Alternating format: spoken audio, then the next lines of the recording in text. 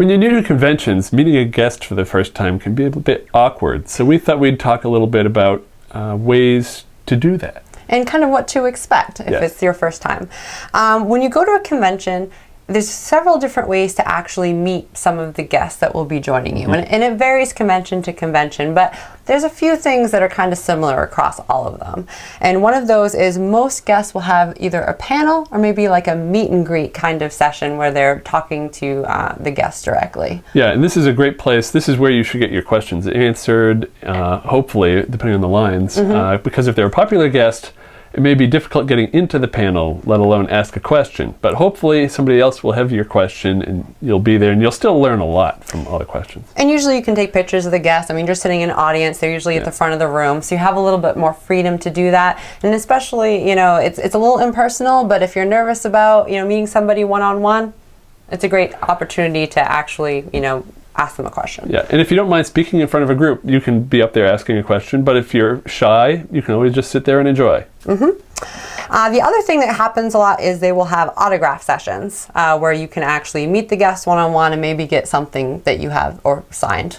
Yeah, and now you want to check the rules on autograph sessions before you get to the convention. Some conventions, especially the large ones, will have ticketing systems. The smaller ones, when you're at a few hundred people, it's usually just free for all. And it kind of depends on the genre of convention here. I feel like when you go to an anime convention and you're talking about voice actors, usually, you know, autographs tend to be free.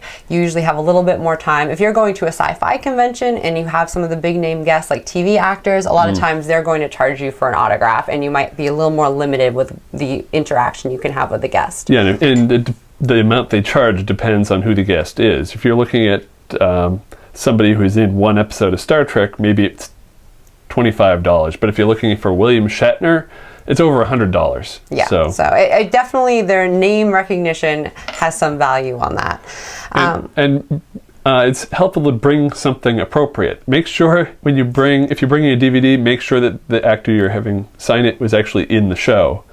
And I've actually seen this happen where somebody brings something that somebody wasn't in, and it just creates a really awkward situation.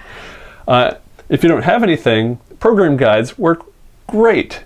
You carrying them around anyway. I mean, they're appropriate for the convention. Almost every guest will sign a program guide or a flyer.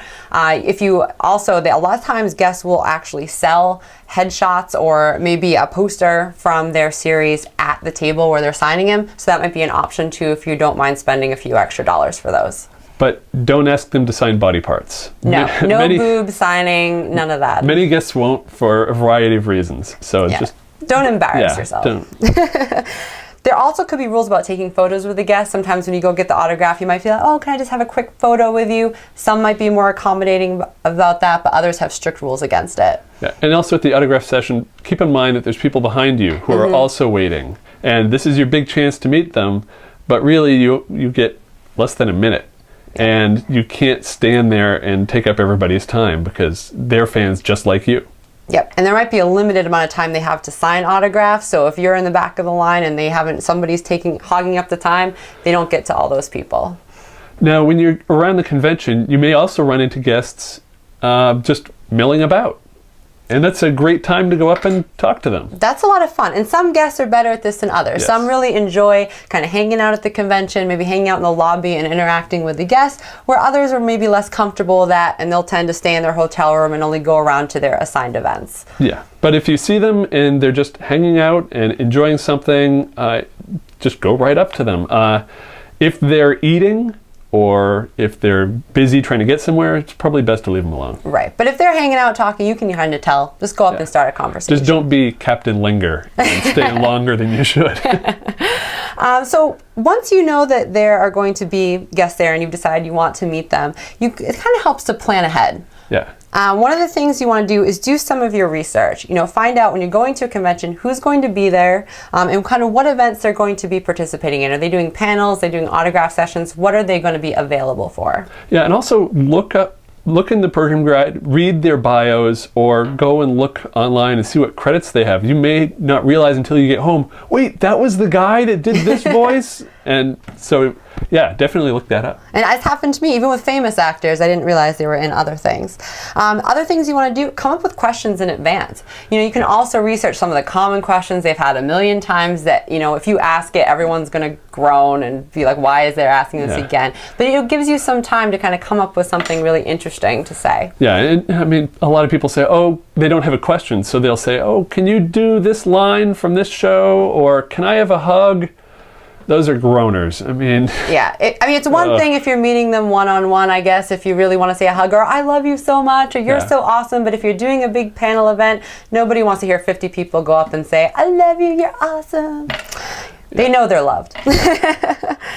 The other thing you want to do is familiarize yourself with what the schedule is for what they're going to be at and where it's located, because a lot of times there is a long wait, especially if they're a popular guest. You want to get there early, and you want to know where you're going if you want to get in. And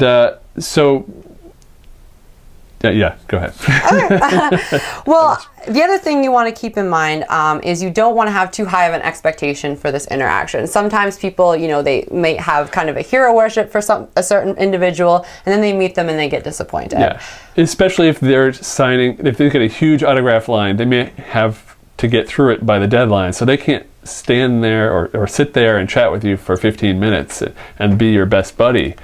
I mean, everybody wants that. So. You kind of have to have a low expectation almost. You go, I'm really excited just to meet them. If you start out with that and maybe prepare one comment that you want to say to them, you'll be great. And some people will surprise you with how friendly and awesome they are. We've all had that experience.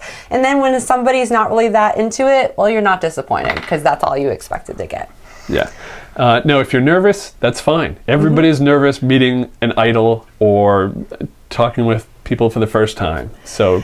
And they expect that. And sometimes the best thing to say is, I'm really nervous. And a lot of times they're used to that. They'll put you right at ease, be like, don't even worry about it. It's not a big deal. Yeah. The other thing you want to do is, if you do get nervous, you might want to write down the question you want to ask. You don't want to get in that line and have it all in your head, and then the microphone gets up to you and you go, I don't know what to say. Yeah. And if you are too nervous to ask the question, if you have a friend, you can say, here, ask this. Or even the guy sitting next to you. They might not have any problem talking in front of people, but they just don't know what to ask. Yeah. So sometimes you can make friends that way. The other thing you want to do is, if you're too nervous to meet them one-on-one, again, try the larger events, because if you don't want to participate, you can sit back and enjoy seeing them up close, in person, but you don't physically have the pressure of having to talk to them directly. Yeah, and I mean, even if you end up being disappointed with the guest, just say thank you, be nice and courteous, and... Yep, thank you for your time, and that's all you really need to do, and you still get to meet them. That's really the big thing. And also remember, they're people too. They have bad days. They get grouchy. They get hungry. And they're also can be wicked friendly and really nice and totally excited to meet you. Even though they don't know you from Adam. You'll be totally surprised. They're just regular people like everybody else. And hopefully it goes well for you. You meet your idol and have fun. Yeah, meet some really cool people.